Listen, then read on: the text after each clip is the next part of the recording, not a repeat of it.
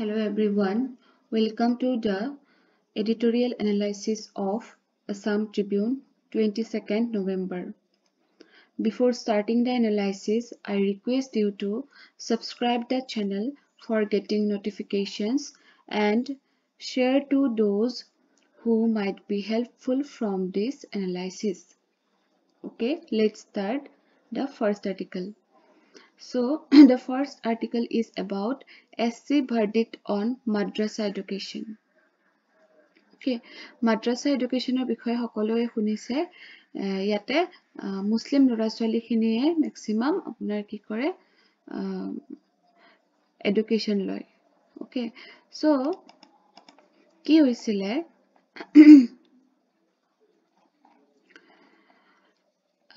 এলাহাবাদ হাই কোৰ্টে এটা আপোনাৰ এইটো যেটো মাদ্ৰাসা এডুকেশ্যন তেওঁলোকে কৈছিলে কি এই এডুকেশ্যনটোৱে আমাৰ প্ৰিন্সিপল অফ সেকুলাৰিজমটো ভায়োলেট কৰি আছে সেকুলাৰিজম মানে ইউ নো যে যেটো আমাৰ মানে ইকুৱেলি চোৱা হয় সব ৰিলিজনক সেকুলাৰিজমৰ হেটো মিনিং যে আমাৰ কোনো অফিচিয়েল ৰিলিজন নাই আমাৰ কান্ট্ৰিত সো সকলো ৰিলিজনক ইকুৱেলি মানে ৰেসপেক্ট দিয়া হয় ডিগনিটি দিয়া হয় ওকে সো এলাহাবাদ হাই কোৰ্টে কৈছিল যিখন আমাৰ মাদ্ৰাসা এডুকেশ্যন এক্ট আছে 2004 সেইখন একচুয়ালি আমাৰ সেকুলাৰিজম ভায়োলেট কৰিছে মানে এটোৱে কি বুজায় যে মাদ্ৰাসা বিলাক বন্ধ কৰি দিব লাগে ক্লোজ কৰি দিব লাগে বাট এইটো মান্থত নৱেম্বৰ 5 2024 ত সুপ্ৰিম কোৰ্টে কনস্টিটিউশনাল ভ্যালিডিটি দিছে এয়া এক্ট খনক UP board of madrasa education act okay so আপোনালোকে ডেটটো মনত ৰাখিব কেতিয়া দিছে বিকজ ডেটটো সুধে এক্সামত নৱেম্বৰ 5 2024 কিন্তু তেওঁলোকে যিখিনি হায়াৰ ডিগ্ৰী যেনেকুৱা তেওঁলোকৰ ভাষাত কামিল বুলি কয় ইউজি লেভেল আৰু ফাজিল বুলি কয় পিজি লেভেল এইখিনি কিন্তু পাৰমিট কৰা হোৱা নাই বিকজ যদি পাৰমিট কৰে এইটো ইউজিচিৰ যেটো ৰুল হেটোৰ এগেইনষ্টত গুছি যাব বিকজ ইউজিচিৰ কিছুমান আপোনাৰ হেয়া আছে ৰুল আছে যে তেওঁলোকৰ সেই গাইডলাইনছৰ ভিতৰত পৰিব লাগিব যিখিনি ইউনিভাৰ্সিটিজ থাকে তেওঁলোকৰ আন্ডাৰত নাথাকিলে হেতু নহব মানে সেই কাৰণে এইখিনি লেভেলক আপোনাৰ কনস্টিটিউশনাল ভ্যালিডিটি দিয়া হোৱা নাই okay important for the exam okay prelims exam so as a result the court overturned the Allahabad High Court's ruling আৰু এইটোৱে কি কৰিছে বহুত মাদ্ৰাসাকে ৰিলিফ দি দিছে ওকে এইখিনি আছিল আমাৰ নিউজ এতিয়া চাব the term madrasa in Arabic refers to an educational institution এইটো এটা কি word হয় Arabic ভাষাৰ এটা word হয় আৰু যাৰ meaning হৈছে educational institution the madrasa system has been around since the Delhi Sultanate era so hey Delhi Sultanate timer pora etu continue hoy ase it eventually developed into a distinct school system that offered both religious and secular learning etu nohoy je madrasat okol dhormor bikhoye hikwa hoy yate apunar কি হয় secular learning korwa hoy jibilak ami porhu hebilako porwa hoy so notable people such as Raja Ram Mohan Roy Rajendra Prasad and the renowned writer Munshi Premchand are believed to have received their fundamental knowledge from madrasa okay and their teachers are known as Maulavis এবিলাক term বিলাক মনত ৰাখিব আৰু and মই red টুৰে কিয় highlight কৰো আপোনালোকক সদায় মই কৈ আছো ৰেড টুৰে হাইলাইট কৰা মানে বুজি লব এইখিনি প্ৰিলিমছৰ কাৰণে ইম্পৰ্টেন্ট হ'ব পাৰে ওকে সো এলাহাবাদ হাই কোৰ্টৰ এটো এটা ইম্পৰ্টেন্ট হ'ব কোনটো হাই কোৰ্টৰ ৰুলিংটো মানে হে কৰিলে ভায়োলেট কি কয় ওভাৰটাৰ্ন কৰিলে হেটো তাৰ পিছতে আৰু ইয়েলো যেটো দিছো এটো আপোনাৰ আমাৰ যেটো মানে জিএস ৰিলেটেড নলেজ হেটো ইয়েলো কৰি দিও মই যেটো আপোনালোকে নিজে অকমান সাৰ্চ কৰি পঢ়িব লাগিব সো এটো এন্ড এটো কলো যে মৌলভিজ বুলি কোৱা হয় মাদ্ৰাসাৰ টিচাৰ্স বিলাকক So on February 3, 2020, সেইখিনি সময়ত আমাৰ মিনিষ্টাৰ অফ মাইনৰিটি এফেয়াৰ্ছ কি জনাইছিলে ৰাজ্যসভাত কৈছিল যে India had 24,010 madrasas in 2018 to 19. So এইখিনি পিৰিয়ডত আমাৰ ইণ্ডিয়াৰ কিমানখন মাদ্ৰাছা আছিলে এতিয়াৰ খিনিও জানি থব বিকজ কাৰেণ্টত আছে ন কাৰেণ্টলি কিমানখন মাদ্ৰাছা আছে এইটো আপোনালোকে জানি ল'ব সাৰ্চ কৰি পেলাই Then in India, madrasas fall into two categories, Madrasa Darse Aliyah, which are affiliated with the state's Madrasa Education Board, and Madrasa Darse Nizami, which are operated as public charities and are not required to adhere to state school curriculum. Okay, so এইটো যেটো Madrasa Darse Aliyah, এইটো আপোনাৰ আমাৰ ষ্টেটৰ যেটো Madrasa Education Board তাৰ আন্ডাৰত থাকিব আৰু Darse Nizami টো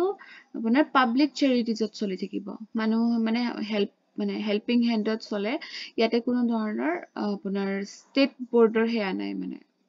কোনো কাৰিকুলাম নাই বা ষ্টেটৰ মানে আন্ডাৰত নাথাকিব So Persian, Arabic and Urdu are the mediums of education in Madrasa Darse Nizami. মানে ষ্টেটৰ কন্ট্ৰলটো কমটো গতিকে ইয়াতে ম্যাক্সিমামে কি কৰে নিজৰ কালচাৰটো প্ৰমোট কৰিব ট্ৰাই কৰে সেইকাৰণে তাৰে মিডিয়াম বিলাক এনেকুৱা হয় Persian Arabic Urdu the National Council of Educational Research and Training means NCERT curriculum and textbooks or those published by that state textbook corporation are used by Madrasa Darse Aliyah যিখিনি আমাৰ কলো না পাব্লিক চ্যাৰিটিত চলে সেই সকলে এইটো মানে হে কৰে পাৰ্চিয়ান আৰবিক উৰ্দুটো আৰু যিখিনি Darse Aliyah তেওঁলোকেতো obviously ষ্টেটৰ মতে চলিব লাগিব so তেওঁলোকে NCERTs যত মানে আমাৰ স্ট্যান্ডাৰ্ড সাবজেক্ট বিলাকো শিকোৱা হয় Darse Aliyah ঠিক আছে so after the Narasimha Rao government recognized in 1993 that madrasas needed to incorporate modern education. So 1993 Narasimha Rao government asile. So hey government khone ki koisile je modern education aru anibor hol madrasa educationot. Iman mane religious teaching kori thakile students kine kenake improvement hobo. So itu mainly etuke koise Darse Nizamik koise. So on March 22, the Allahabad High Court struck down the act. So kolu no je jikhon act ase UP Act 2004 ikhon mot rakhibo act khon 2004 aru Allahabad High Court e struck down korisile because it secularism to harm korisile. So the SC declared the Kesavananda Bharati versus State of Kerala that Parliament can't change the basic structure of the constitution, and in SR Bommai versus Union of India that secularism is a part of that structure. So amar Kesavananda Bharati case SR Bommai versus Union of India ei mane kuntu apunar partot thake ei case bilak মনত ৰাখিব লাগিব because এবিলাক আমাৰ এক্সামৰ যেতিয়া answer writing আহিব বা MCQ টো খুদে কেশৱানন্দ ভাৰতী কেছটো কোনটো প্ৰভিজনৰ লগত ৰিলেটেড হয় আমাৰ কনস্টিটিউচনৰ তাতে বহুত কিবা কিবি দিব তাৰ ভিতৰত এটা বেসিক স্ট্ৰাকচাৰ থাকিব দেন ইউ শুড নো যে বেসিক স্ট্ৰাকচাৰৰ লগত এটো কেছটো ৰিলেটেড হয় okay Then moi jikhini important ekhini underline korisu ekhini koi jam so article 30 so it is from the polity part article 30 ki koi minority institutions such as madrasas have the right to provide religious education and administer themselves the minority khine nijor culture to tradition to continue koribor karone telokor heya ase right ase so madrasas mane madrasa khinieo ki koribo pare religious education to mane solai nibo pare according to article 30 then article 21A you should know article 21A ki hoy right to education article 28(3) ebilak apunaloke pori lobo polity pora so right to education Act 2009 ketia aisile right to education act 2009 ot aisile So এইখিনি অকমান important আছিলে কলো এতিয়া next আৰ্টিকলত আহিছো come to the next article Assamese Muslims and shared heritage so এতিয়া আপোনাৰ heritage to the important part হয় syllabusৰ so you should know আমাৰ Assamese আৰু Muslimৰ relation বিলাক কেনেকুৱা আছিল মানে historical periodত তেওঁলোকৰ মাজত কাজিয়াই হৈছিল নে বহুত মানে এটা হেয়াই আছিল understanding আছিল হেতু আমি এটো পঢ়িলে গম পাম so according to Sahitya Rathi Lakshminath Bezbarua you should know about him the Assamese Muslims constitute half of the body of the Assamese people so Assamese মানুহৰ কি হয় half মানুহে কি আছিল Muslims আছিল Assamese Muslims আছিল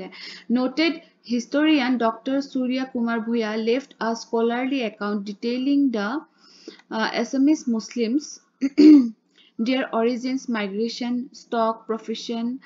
and social status during the Ahom region so এই দুজন রাইটারে তেওঁলোকৰ writingsত Assamese Muslimsৰ বিষয়ে মানে উল্লেখ কৰি থৈ গৈছে so according to the early history in 13th century কোন আহিছিলে বখতিয়াৰ খিলজি আহিছিলে আমাৰ আসামত okay for the first time মানে muslim invasion হৈছিলে okay so it made he made a futile attempt to travel to Tibet and China through Kamrup ভাবিছিল কি কামৰূপৰ মাজেদি গৈ Tibet and China যাম so during this expedition in Assam a tribal chieftain of Mech community embraced Islam okay so তেতিয়া বখতিয়াৰ খিলজি আহিলে তেতিয়া অসমৰ এজন হেয়া আছিলে ট্ৰাইবেল চিফটেন আছিলে আৰু তেওঁ কি কমিউনিটিৰ আছিলে মেচ কমিউনিটিৰ আছিলে মেচ কমিউনিটি বখতিয়াৰ খিলজি কেতিয়া আহিছিলে 13th centuryত আহিছিলে সো তেওঁ কি কৰিলে হে মেচ কমিউনিটিৰ মানুহজনে আপোনাৰ ইছলামটো এমব্ৰেছ কৰিলে আৰু বেলেগ কিছু মানেও তেওঁ ফলো কৰিলে ওকে আৰু সেই বেলেগ বিলাক কোনটো ইয়াৰ আছিলে কোচ ৰাজবংশী অৰিজিন আছিলে হে মানুহখিনি জুনে নেকি এই মেচ মানুহজনক ফলো কৰিলে মানে মুসলিম মানে ইছলামটো ফলো কৰিলে আৰু কি বুলি জানা গল তেওঁলোকক আলি মেচ অৰ দেশী আমি কোন দেশী মানে দেশী বুলি এটা হে তেওঁলোকৰ গ্ৰুপ আছে দেশী সো সেই মানুহখিনি জুনে নেকি বখতিয়াৰ খিলজি আহাৰ পিছত আপোনাৰ ইছলামক মানে ফলো কৰিব ষ্টাৰ্ট কৰিছিলে and they settled in lower Assam আৰু দেশী বিলাক ক'ত থাকে lower Assamত থাকে according to Dr. Bhuya means Surya Kumar Bhuya artisans were divided into different expert groups known as khels okay যিখিনি মানুহ আৰ্টিসানস আছিল মানে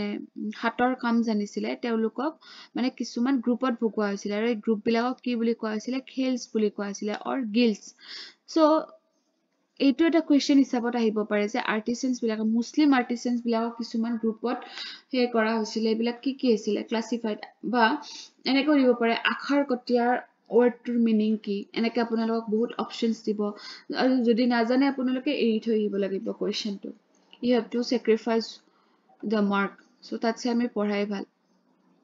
so আখাৰ কটিয়া মানে engaged in engraving inscriptions on stones for creating stone edicts on copper or brass plates for issuing land grants okay so তেওঁলোকে কি কৰে engraver হয় just হিলত কাটি পেলাই মানে inscription কৰে মানে হিলত কাটি for creating stone edicts or copper or brass plates যে এই ৰেকৰ্ড বিলাক যে ৰাখিছিল আমাৰ আগতে stone inscription বা তেনেকুৱা আৰু land grants ৰ বিষয়ে সো এইবিলাক কৰা মানুহখিনি কি বুলি কয় বৰ ধুনীয়া নামটো কি আছিল আখাৰ কটিয়া so next one is your খাৰঘৰীয়া বিলাকে কি কৰিছিলে ammunition মানে যিবিলাক আমাৰ যুদ্ধত লাগে ammunition মানেটো জানে আপোনালোক যিবিলাকে ঢাল থাকে তেনেকুৱা ঢাল থাকে যে যত মানে আপোনাৰ এটো হাতত লৈ পেলে যুদ্ধ কৰিছিল আগৰ দিনত এইবিলাকক ammunition বা হেই বুলি কয় okay তাৰ পিছত আহিব হেতু কোনে কৰে খাৰঘৰীয়া তাৰ পিছত হেনচোৱা so they trained kites for royal pleasure trained kites for royal pleasure and to entertain the king's subjects so মানে kite উৰুৱা মানে চিলা উৰুৱাত এক্সপাৰ্ট আছিল হেনচোৱা বিলাক হেনচোৱা হেকাৰ নামটোৱে হেনচোৱা দিছে then কাৰ্চিপৰ বন কৰা they were tailors এই টাৰ্মছ বিলাক মনত ৰাখিব হা এতিয়া মইতো ইয়াতে আন্ডাৰলাইন কৰি কৈছো আপোনালোকেও যদি পেপাৰখন ৰাখিছে এনেকে আন্ডাৰলাইন কৰি থব নহলে কৰবাত নোট ডাউন কৰিব সো মই সদায় কৈ আছো যে কমেন্ট সেকশনত যদি কোনোবাই কয় যে ইয়াৰে আপোনাৰ হেয়াটো দিব নোটস বনাই দিব সো মই দি দিম বাট এতিয়ালৈকে কোনেও দিয়া নাই এতিয়ালৈকে so I am waiting. Okay. Then Jolam Bota made Shoizori required for worshipping at Soraideo. Jolam Botar meaning to dekise made Shoizori required worshipping at Soraideo. Okay. Shoizori. Then Guna Kotia produced fine golden and silver threads. Enake bahutta ase. Then Bokotar khel guild of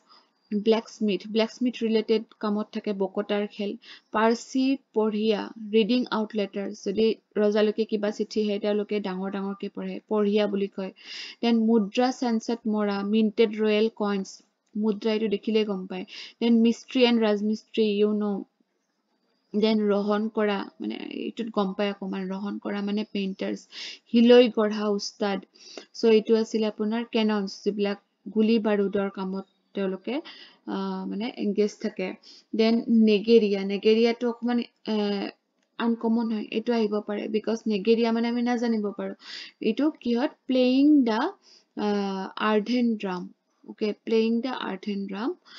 on the premises of temple then deolia pike eto moi yellow korane deolia pike kon hobo temple related jobs bilakot teloke engage thakiba deolia pike then moria descendants of captives held during Turbak's Assam expedition. So Turbak jetia amar Assamot ahisile teolokor jikhini amar Assamese teolokok heya korisile nohoy পৰাস্ত কৰিছিলে যুদ্ধত so তেওঁলোকৰ যিখিনি descendants থাকি গল ক্যাপটিভস থাকি গল তেওঁলোকক আমি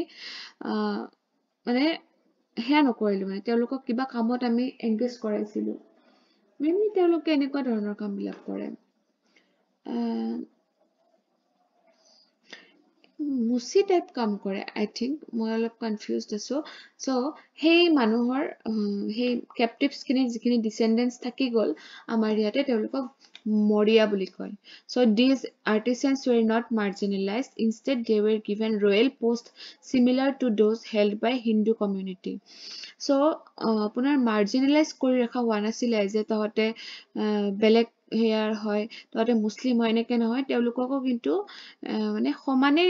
হেই কৰি দিছিলে মানে ইম্পৰ্টেন্স দিছিলে হিন্দু কমিউনিটি খিনিক যিমান দিয়া হৈছিলে মানে সেকুলাৰ আছিল এইখিনি সময়টো আমাৰ ৰজা খিনি যিখিনি ৰজা আছিল The kings were religiously neutral and liberal in their outlook. এটোৱে কৈছে যে তেওঁলোকে neutral আছিলে a peer saint Shah Nawaz was appointed during the reign of Swargadev Rudra Singha. কাৰ দিনত Shah Nawazক appoint কৰা হৈছিলে Rudra Singha দিনত কিহৰ কাৰণে appoint কৰা হৈছিলে for Islamic prayers for well-being. Okay, so Rudra Singha sent gift items to Poa Makka at Hazo. এই মানুহজনৰ হাততে অফাৰিংস বা গিফটস দি পঠাইছিলে মানে আমাৰ হাজত যেটো পোৱা মক্কা আছে তালৈকে so নামটো মনত ৰাখিব Shah Nawaz then there were some schools that taught Arabic and Persian to help students read Islamic religious scriptures এই সময়তে মানে আমাৰ যেটো ওপৰত পঢ়ি আহিলো মাদ্ৰাসা সো কৈছে দিল্লী সুলতানেটৰ সময়ৰ পৰাই আছে আৰু আমাৰ আসামতো আছিলে আৰু গুৱাহাটীত হেনেকুৱা স্কুল কেখন আছিলে 12 খন আছিলে ওকে আৰু ৰংপুৰখন আহোমস বিলাকৰ ক্যাপিটেল আছিলে তাতে 20 খন আছিলে so during da Ahom reign Assamese Muslims never sided with the Mughals during the latter expeditions আৰু আহোমৰ শাসন কালত আমাৰ যিখিনি আসামিস মুসলিম আছিল তেওঁলোকে কেতিয়াও মানে মুঘলৰ সাইড নলৈছিলে এনেকুৱা নহয় যে আমি মুসলিম হেকাৰণে আমি মুঘলস বিলাকক সাপোৰ্ট কৰিব লাগে এনেকুৱা কেতিয়াও নাছিলে তেওঁলোকে সদায় অসমীয়া মানুহখিনিকে সাপোৰ্ট কৰিছিলে so this has been revealed by Shihabuddin Talis a chronicler okay so of who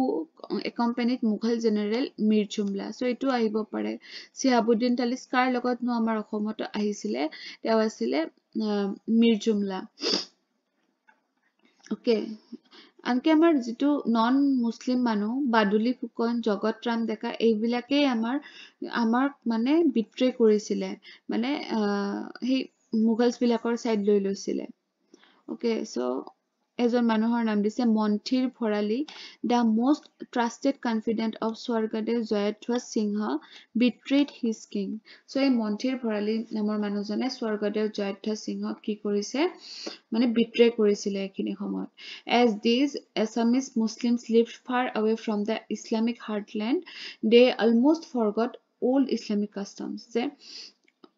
অসমীয়া মানুহবিলাকে মুছলিম ট্ৰেডিশ্যন বিলাক পাহৰি গৈছিলে সেইকাৰণে কিছুমান পীৰ চাইছিলে ওকে সো তেওঁলোকে আহি পেলাই আমাৰ আসামত মানে যিটো ইছলাম যিটো মুছলিম কালচাৰ সেইটো প্ৰিচ কৰিব ষ্টাৰ্ট কৰিছিলে প্ৰিচ মানে কি যাতে স্প্ৰেড হয় আৰু ইছলাম বা মুছলিম কালচাৰটো so married local girls and settle permanently আৰু তেওঁলোকক কি বুলি কোৱা হৈছিলে তেওঁলোকক কোৱা হৈছিলে চাইডছ বুলি আৰু তেওঁলোকৰ মাজত Azan Pir was the most revered saint আৰু তেওঁ কোনটো সময়ত আহিছিলে আমাৰ আসামত যেতিয়া আমাৰ স্বৰ্গদেউ শিৱসিংহ ৰজা হৈ আছিলে okay during Swargadeo Shivasingha Azan Pir came to Assam আৰু আজান পীৰে কি কম্প'জ কৰিছিলে zikir and jari he had 4 sons Syed Khwaja, Syed Majnun, Syed Kutubuddin and Syed Saluja. Okay. আৰু তেওঁলোকৰ যিখিনি ডিসেন্ডেন্ট আছে তেওঁলোকৰ যিখিনি ল'ৰা ছোৱালী তেওঁলোকক আজান খৰিয়া বুলি কোৱা হয় আজান খৰিয়া okay so dargahs dedicated to Syed Osman Goni and Khondokar exist in Sivasagar so dargah জানে নহয় সেই dargah এওঁলোকৰ নামত যিটো dargah আছে সেইটো ক'ত আছে শিৱসাগৰত আছে while Syed Nuruddin Muhammad Saleh's dargah is in Simoluguri এই word বিলাক মনত ৰাখিব মানে places বিলাকো মনত ৰাখিব লাগিব so Syed Sadullah a controversial figure in Assam politics belong to the Rupohial Feud so Syed Sadullah কোন আছিলে যে আমাৰ আসাম পলিটিক্সৰ লগত মানে জড়িত এজন মানে এটা ফিগাৰ আছিলে আৰু তেওঁ ৰূপহিয়াল ফয়ডত বিলং কৰিছিলে আৰু এই ৰূপহিয়াল ফয়ডটো কাৰ পৰা আহিছিলে Syed কুতুবুদ্দিনৰ পৰা আহিছিলে okay so renowned literature Syed Abdul Malik a 12th generation descendant of Azan Pir expressed his profound love for Assam in one of his famous poems so Syed Abdul Malikor নাম সবে শুনিছে ন so তেখেতে আপোনাৰ আজান পীৰৰ বিষয়ে বহুতখিনি কথা লিখি থৈ গৈছে The Assamese fought 17 battles কিমানখন যুদ্ধ কৰিছে মুঘলছৰ লগত আসামিজ বিলাকে 17খন যুদ্ধ কৰিছে 17 battles against Mughals between 1615 to 1682 এইখিনি পিৰিয়ডত 17খন বেটেল কৰিছিলে The Mughals finally left in 1682 during the reign of Swargadev Gadadhar Singha আৰু মুঘলছ বিলাকে ফাইনালি কেতিয়া গুচি গ'ল 1682 গুচি গ'ল ওকে আৰু এই 1682 এটা চুক্তি কৰিছিলে গদাধৰ সিংহই সেই চুক্তিটোৰ নামটো আপোনালোকে কমেন্ট সেকশনত দিবচোন সেই 1682 কি চুক্তি কৰিছিলে আমাৰ স্বৰ্গদেউ গদাধৰ সিংহই ওকে মুঘলছ বিলাকৰ লগত ঠিক আছে এইখিনি ইম্পৰ্টেন্ট আছিলে আৰু ইফালে অকমান ক'ব লগা আছে Okay, so given that the world is slowly but surely inching towards an environmental apocalypse, the role of monitoring bodies to act as watchdogs has become highly important. So, আমাৰ এতিয়া কি হৈছে mainly environmental degradation হৈ আছে আৰু সেই কাৰণে কিছুমান institutions খুব জৰুৰী হৈ পৰিছে আৰু তেওঁলোকে কি কৰে আমাৰ যেটো climate কিয় মানে আপোনাৰ পলিউশন হৈ আছে তাৰ কাৰণে কি ওয়ে কৰাটো ভাল হ'ব বা মানুহখিনিক এৱেৰ কৰিবলৈ কিছুমান ৰিপৰ্ট ওলাই আছে ওকে সো তেনেকুৱা বহুত বডি আছে আৰু তাৰ ভিতৰত তিনিটা বডিৰ নাম আছে ইয়াতে German watch new climate institute and climate action network international আৰু এই তিনিটা বডি লগ হৈ এটা আমাৰ ইনডেক্স হেয়া কৰে পাব্লিছ কৰে okay jointly publish কৰে দেই the annual climate change performance index যে কোনখন কান্ট্ৰিৰ কিমান পাৰফৰ্ম কৰিলে ক্লাইমেট চেঞ্জৰ হেৰিত So a task have been performing since 2005. কেতিয়াৰ পৰা কৰি আছে এইটো important 2005 আৰু কিমানখন country study কৰিছে 63 খন countries কৰিছে along with the EU European Unionও আছে okay so আমাৰ ইণ্ডিয়াৰ ranking কিমান আছে climate change performance indexত 10th এটা ভাল rank আছে 10th আগতে বাৰু আৰু ভাল আছিলে 8 আছিলে last year এইবাৰ 2 mark কম মানে দুটা rank কমিলে so এইটো মনত ৰাখিব কিমানখন country মাজত competition হৈছে 63 খন আৰু তাৰে 10 নম্বৰত আছো আমি 10th rankত আছো আমি okay so CCPI 2025 এইটো CCPI 2025 okay so has the first 3 spots empty তিনিটা place empty ৰাখি থৈ দিয়া তেওঁলোকে কিয় কাৰণ ইমান perfect কোনো হ'ব পৰা নাই climate change or steps লোৱাৰ ক্ষেত্ৰত মানে তাক মানে control কৰাৰ বাবে ইমান ভাল steps কোনেও ল'ব পৰা নাই সেইকাৰণে মানে perform well কৰিব পৰা নাই so very high rating কাকো দিয়া নাই আৰু ইয়াতে মই কেইটামান নিজে ইনক্লুড কৰিছো এটা চাব 4th rankত আছে ডেনমাৰ্ক যেটো নেকি এতিয়া 4th হলেও মানে টপ মোষ্টত আছে তাৰপিছত নেদাৰল্যান্ড আছে আৰু তাৰ পিছত UK আছে মানে ফাৰ্স্ট সেকেন্ড থাৰ্ড তো খালি আছে 4th 5th 6th আছে আপোনাৰ এইকেইখন আৰু ইণ্ডিয়া 10th rankত আছে আৰু ইয়াতে এটা ইম্পৰ্টেন্ট ইনফৰমেশন এবাৰ যে আমাৰ মোডী গভৰ্ণমেন্ট আহিলে এটো তেওঁৰ কিমান টাৰ্ম আছিলে এটো আছিল তেওঁৰ থাৰ্ড টাৰ্ম ওকে এটা আৰু কমেন্ট সেকশনত পাৰিলে জনাব আপোনালোকে ৰিসেন্ট এটা স্কিম ওলাইছে মোডী গভৰ্ণমেন্টে ৰুফটপ সোলাৰ স্কিম এটা ওলাইছে হেইটোৰ নাম যদি জানে আপোনালোকে কমেন্ট সেকশনত জনাব সো আজিৰ কাৰণে এইখিনি ইম্পৰ্টেন্ট আছিল আৰু ইয়াতে এটা আছে India's EV vision বুলি so EV ওপৰত আপোনালোকে লাৰ্ন কৰিব লাগিব পিছত আৰ্টিকল ভাল আৰ্টিকল আহিলে যেটো নেকি এটো মানে ইয়াতে মানে বহুত মাৰ্কেটৰ কথা দিয়া আছে সেইকাৰণে মই এটো হেয়া কৰা নাই আজি ডেসক্ৰাইব কৰা নাই সো EV ৰ কথা পিছত আহিলে ভালকে কম আৰু EV ৰিলেটেড স্কিমছ বিলাক আমাক এনেও পঢ়িব লাগিব ওকে ঠিক আছে আজিৰ কাৰণে এইখিনি আছিল থ্যাংক ইউ ফৰ ওয়াচিং